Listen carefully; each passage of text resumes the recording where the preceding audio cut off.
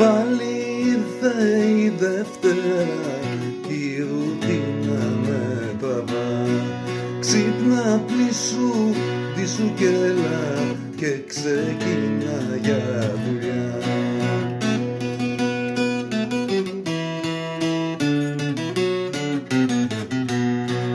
Καφεδάκι για το δρόμο, δυο τσιγάρα επάνω και οι δρόμοι είναι γεμάτοι με τους στρες στα θύματα.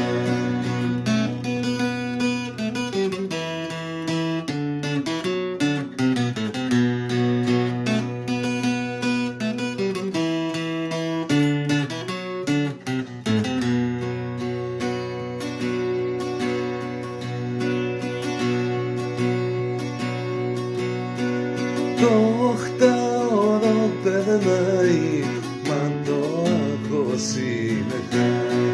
Τι θα φάμε, τι θα πιούμε, μπρος για ύπνο ξαφνικά.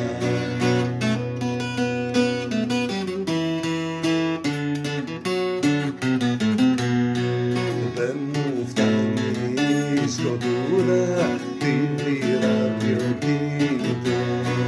Άχρηστες πληροφορίες μου θολώνουν το μυαλό.